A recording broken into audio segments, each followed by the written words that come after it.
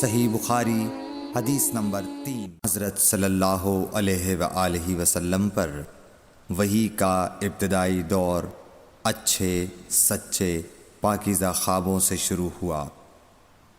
آپ خواب میں جو کچھ دیکھتے وہ صبح کی روشنی کی طرح صحیح اور سچا ثابت ہوتا۔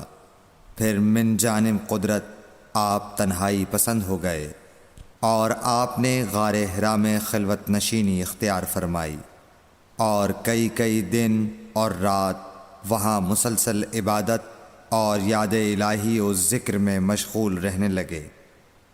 جب تک گھر آنے کو دل نہ چاہتا توشہ ہمراہ لیے ہوئے وہاں رہتے۔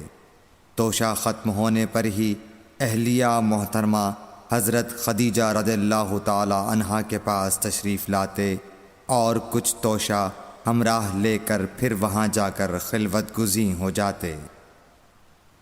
یہی طریقہ جاری رہا یہاں تک کہ آپ پر حق منکشف ہو گیا اور آپ غار حرا ہی میں قیام پذیر تھے کہ اچانک حضرت جبرائیل علیہ السلام آپ کے پاس حاضر ہوئے اور کہنے لگے کہ اے محمد پڑھو۔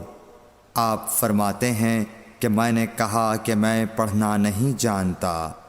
آپ صلی اللہ علیہ وسلم فرماتے ہیں کہ فرشتے نے مجھے پکڑ کر اتنے زور سے بھینچا کہ میری طاقت جواب دے گئی۔ پھر مجھے چھوڑ کر کہا پڑھو۔ میں نے پھر وہی جواب دیا کہ میں پڑھا ہوا نہیں ہوں۔ اس فرشتے نے مجھ کو نہایت ہی زور سے بھینچا کہ مجھ کو سخت تکلیف محسوس ہوئی۔ پھر اس نے کہا کہ پڑھ۔ میں نے کہا میں پڑھا ہوا نہیں ہوں۔ فرشتے نے تیسری بار مجھ کو پکڑا اور تیسری مرتبہ پھر مجھ کو بھینچا۔ پھر مجھے چھوڑ دیا اور کہنے لگا کہ پڑھو اپنے رب کے نام کی مدد سے جس نے پیدا کیا اور انسان کو خون کی پھٹکی سے بنایا۔ پڑھو اور آپ کا رب بہت ہی مہربانیاں کرنے والا ہے۔ بس یہی آیتیں آپ حضرت جبرائیل علیہ السلام سے سن کر اس حال میں غار حرا سے واپس ہوئے کہ آپ کا دل اس انوکھے واقعے سے کانپ رہا تھا۔ آپ حضرت خدیجہ کے ہاں تشریف لائے اور فرمایا کہ مجھے کمبل اوڑھا دو، مجھے کمبل اوڑھا دو۔ لوگوں نے آپ کو کمبل اوڑھا دیا۔ جب آپ کا ڈر جاتا رہا تو آپ نے اپنی زوجہ محترمہ حضرت خدیجہ رضی اللہ تعالی عنہا کو تفصیل کے ساتھ یہ واقعہ سنایا اور فرمانے لگے کہ مجھ کو اب اپنی جان کا خوف ہو گیا ہے۔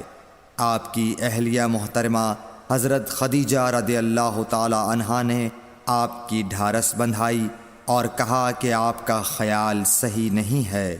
اللہ کی قسم آپ کو اللہ کبھی رسوا نہیں کرے گا۔ آپ تو اخلاق فاضلہ کے مالک ہیں۔ آپ تو کنبہ پرور ہیں، بے کسوں کا بوجھ اپنے سر پر رکھتے ہیں، مفلسوں کے لیے آپ کماتے ہیں، مہمان نوازی میں آپ بے مثال ہیں اور مشکل وقت میں آپ امر حق کا ساتھ دیتے ہیں۔ ایسے اوصاف حسنہ والا انسان یوں بے وقت ذلت و خواری کی موت نہیں پا سکتا۔ پھر مزید تسلی کے لیے حضرت خدیجہ رضی اللہ تعالی عنہا آپ کو ورقہ بن نوفل کے پاس لے گئیں جو ان کے چچا زاد بھائی تھے اور زمانہ جاہلیت میں نصرانی مذہب اختیار کر چکے تھے اور عبرانی زبان کے کاتب تھے۔ چنانچہ انجیل کو بھی حسب منشائے خداوندی عبرانی زبان میں لکھا کرتے تھے۔ انجیل سریانی زبان میں نازل ہوئی تھی، پھر اس کا ترجمہ عبرانی زبان میں ہوا۔ ورقہ اسی کو لکھتے تھے۔ وہ بہت بوڑھے ہو گئے تھے، یہاں تک کہ ان کی بینائی بھی رخصت ہو چکی تھی۔ حضرت خدیجہ رضی اللہ تعالی عنہا نے ان کے سامنے آپ کے حالات بیان کیے اور کہا کہ اے چچا زاد بھائی، اپنے بھتیجے محمد صلی اللہ علیہ وسلم کی زبانی ذرا ان کی کیفیت سن لیجئے۔ وہ بولے کہ بھتیجے، آپ نے جو کچھ دیکھا ہے اس کی تفصیل سناؤ۔ چنانچہ آپ صلی اللہ علیہ وآلہ وسلم نے از اول تا آخر پورا واقعہ سنایا، جسے سن کر ورقہ بے اختیار ہو کر بول اٹھے کہ یہ تو وہی ناموس معزز رازدان فرشتہ ہے جسے اللہ نے حضرت موسیٰ علیہ السلام پر وحی دے کر بھیجا تھا۔ کاش میں آپ کے اس عہد نبوت کے شروع ہونے پر جواں عمر ہوتا، کاش میں اس وقت تک زندہ رہتا جب کہ آپ کی قوم آپ کو اس شہر سے نکال دے گی۔ رسول کریم صلی اللہ علیہ وآلہ وسلم نے یہ سن کر تعجب سے پوچھا کہ کیا وہ لوگ مجھ کو نکال دیں گے، حالانکہ میں تو ان میں صادق و امین و مقبول ہوں؟ ورقہ بولا، ہاں یہ سب کچھ سچ ہے، مگر جو شخص بھی آپ کی طرح امر حق لے کر آیا لوگ اس کے دشمن ہی ہو گئے ہیں۔